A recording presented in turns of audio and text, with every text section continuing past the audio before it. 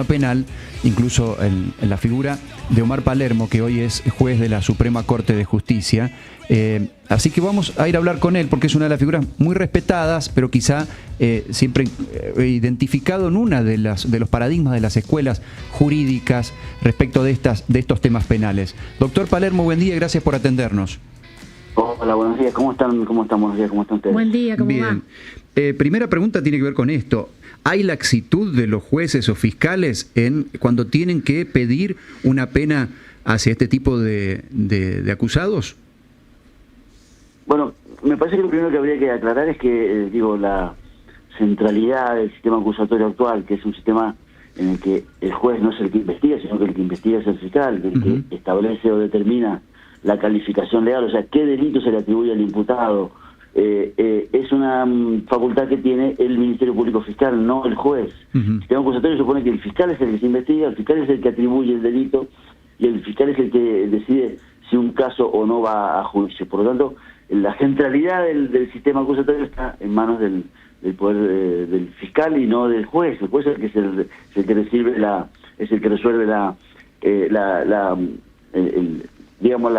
un sistema adversarial. El juez tiene esa función de estar por encima de esa decisión. Por tanto, la centralidad del Ministerio Público Fiscal. Y en esa centralidad uno ve el análisis de estadísticas del Poder Judicial, se demuestra claramente que el gran porcentaje, pero muy gran, por ejemplo, en el 2024, casi el 80% de los juicios fueron juicios abreviados, o sea, acuerdo de partes.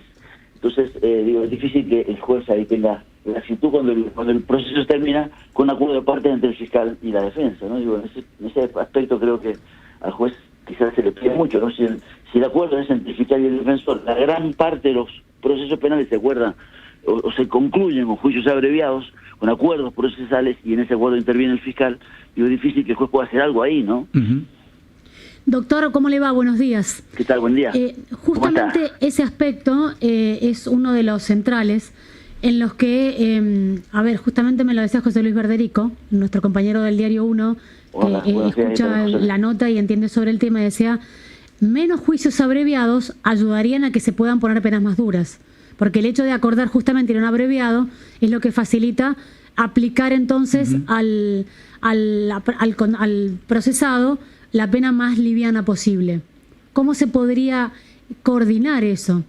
¿No tendría que existir los juicios abreviados entonces para este tipo de delitos? Yo tengo la idea, mi opinión, es que el juicio abreviado no puede ser la única herramienta de solución de conflicto que tiene el sistema o la base del sistema, porque es cierto que es un método eficiente, en el sentido de que el juicio se termina rápidamente, es un método es eficiente, el sistema judicial sobre la base del juicio abreviado es una especie de burocracia muy exitosa, porque el juicio se hace sin juicio y rápidamente, pero claro, tiene la dificultad de que se pierde en justicia material, ¿no? Y a mí me parece que cuando el caso es grave, cuando el hecho es un hecho que conmociona a la sociedad, no solo el delito tiene que ser, o el juicio es un derecho del imputado, también es un derecho de la sociedad. Entonces me parece que en los casos graves es importante el aspecto simbólico del juicio, no solo como garantía para la persona sometida a proceso, sino también para la víctima y para la sociedad. El juicio es un derecho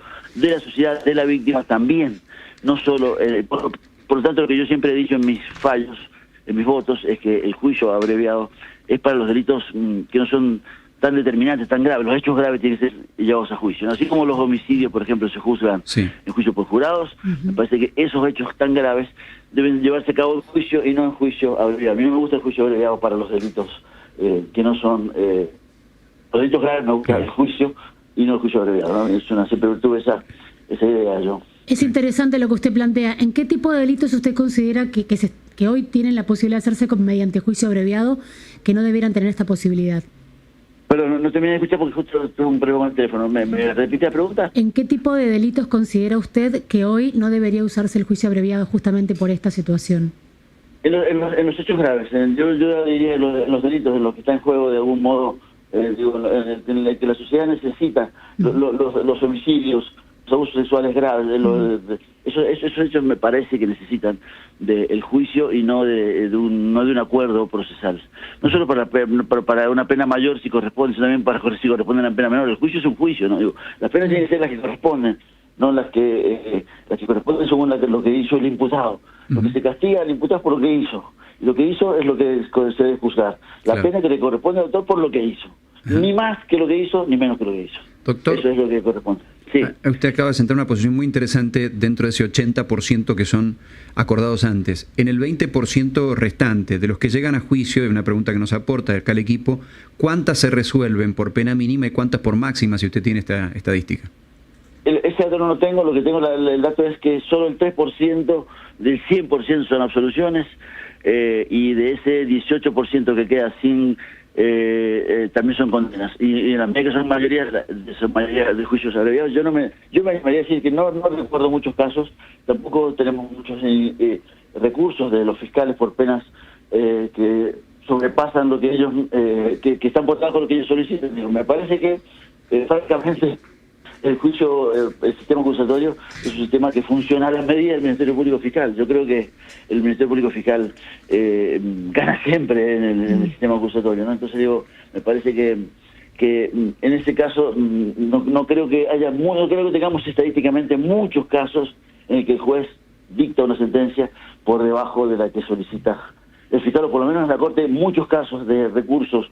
Por ese problema no tenemos, no recuerdo que tengamos en la Corte grandes casos, un número importante de casos en los que el fiscal reclama una pena mayor que la que solicita, que la que se ha dictado en el caso, ¿no? Tenemos pocos recursos sobre eso. Ayer, volviendo al análisis que hacemos al principio, doctor, ayer Ule justamente planteaba que él insta a sus fiscales a que pidan las penas máximas, pero después se encontraban con que los jueces aplicaban las mínimas. Yo no creo que eso sea un caso, un problema central del sistema acusatorio. No me parece que, si estamos pensando que el 80% de los casos se ha resuelto como quiere el fiscal en un acuerdo procesal, no parece que eso pueda ser el tema central. Habría que buscar ese 18% en qué caso el juez pone una pena menor, pero les aseguro que eso no es exactamente así, porque las penas son más o menos como las acuerdan las partes. Entonces eso demuestra que eso no puede ser posible, digamos. No creo que sea el problema central que los jueces estén poniendo penas más bajas que la que dispone o que la que se acuerdan las partes. No creo que eso sea así. Doctor, de todas maneras, sí. Quería avanzar un poquito sobre algunas cuestiones del fondo, ¿no?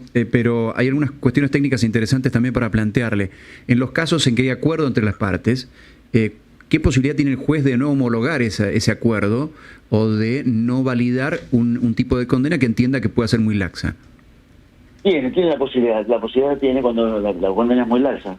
Esa posibilidad, ese acuerdo procesal puede no aceptarlo el juez. ¿Y cuán habitual es esto, no?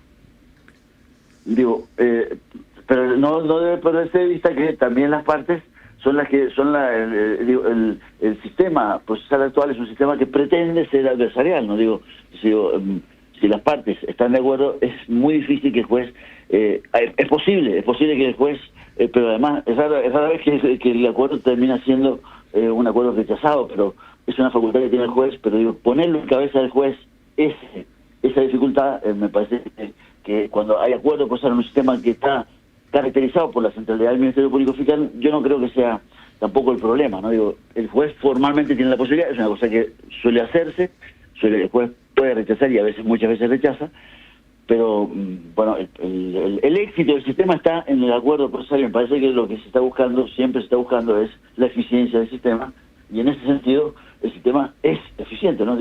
Eso no se puede discutir.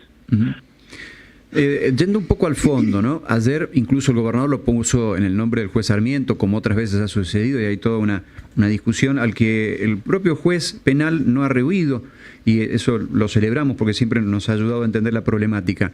Pero usted entiende que hay detrás, que están vivos estos dos paradigmas, estas dos escuelas, bibliotecas en el Poder Judicial, de que hay una justicia indulgente, más permisiva, y que no contribuye hoy con la seguridad, que parece lo que quiere señalar el gobernador? A mí me parece que la responsabilidad del Poder Judicial en la cuestión de la seguridad es una responsabilidad mediata, digamos. ¿Mediata en qué sentido? En el sentido de que el juez tiene que dictar la pena que corresponde. Yo creo que la pena que le corresponde, no hay bibliotecas, hay un sistema para la determinación de la pena, para la imputación del delito, cómo se imputa un delito y cuándo no se imputa, y hay un sistema de teoría del delito que dice cómo se impone una pena, cómo se fundamenta una pena, cuáles son la ley dice qué criterios hay que tener para aumentar la pena o para bajar la pena. Fuera de eso, lo que yo creo que tiene que hacer el juez es eso, ¿no? Es imponer la pena que le corresponde al autor por lo que hizo. Ahora, fuera de eso, digamos, ¿cómo influye la actuación del juez en la seguridad? Bueno, influye de manera inmediata, digamos. ¿Cuánto una pena que no es la que se corresponde puede influir en futuros hechos delictivos que se cometen? Esa sería la cuestión de en qué medida el juez podría influir en la seguridad. Si se puede determinar que cuando una pena está por debajo o por encima de lo que corresponde al autor del hecho, eso influye en la posibilidad de que los futuros delitos sean cometidos o no. Eso que también es una cuestión difícil de medir, claro. Pero es una decisión, digamos, una influencia inmediata. Me parece que la prevención es una tarea del Poder Ejecutivo y la represión o la retribución o la mirada al pasado es una tarea del juez. ¿Cómo la mirada al pasado del juez, o sea, el juicio influye en el futuro? Es una cuestión más difícil. Es una cuestión más difícil de medir, ¿no? Digo, de hecho no hay mediciones sobre eso. ¿Cuánto influye la imposición de una pena más o menos en cómo se comete el delito en el futuro? Eso no es una cuestión que esté medida, pero también es un aporte importante. Lo que yo creo que es que hay que distinguir cuál es la tarea del Poder Judicial y cuál es la tarea del Ministerio Público Fiscal. El Ministerio Público Fiscal tiene una política criminal que puede acompañar la política criminal que fija el gobierno. Eso es así, pero el Poder Judicial no tiene esa política criminal. No creo que el Poder Judicial tenga que tener una política criminal de acompañamiento, sino que el Poder Judicial tiene que juzgar los hechos que le tocan e imponer las penas lo más justas posibles de acuerdo a un sistema de medición de la pena que establece la ley y que establece la doctrina, pero no y la jurisprudencia. Pero no creo que el Poder Judicial tenga que seguir una política criminal como ocurre con la función del Ministerio Público Fiscal, que es otra cosa, ¿no? Bueno, da para ir a un diálogo ahí probablemente entre los poderes y demás, porque la verdad que está muy interesante esa parte.